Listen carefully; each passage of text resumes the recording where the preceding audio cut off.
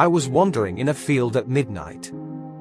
The sky was clear, and the full moon shone brightly, casting an ethereal glow over the landscape. The stars twinkled in the sky, and the moon's reflection shimmered on the surface of the lake, creating a mesmerizing sight. The wind blew gently, and in the distance, I saw high mountains, one of them with a red hue. I was searching for something precious that I had lost in the distant past. I searched everywhere, but it was nowhere to be found. As I turned my gaze toward the mountains, I noticed something shining, and my heart began to pound with excitement. I ran towards it, but it suddenly vanished, leaving me devastated. Despite my disappointment, I continued my search for my precious item. Oh my brothers!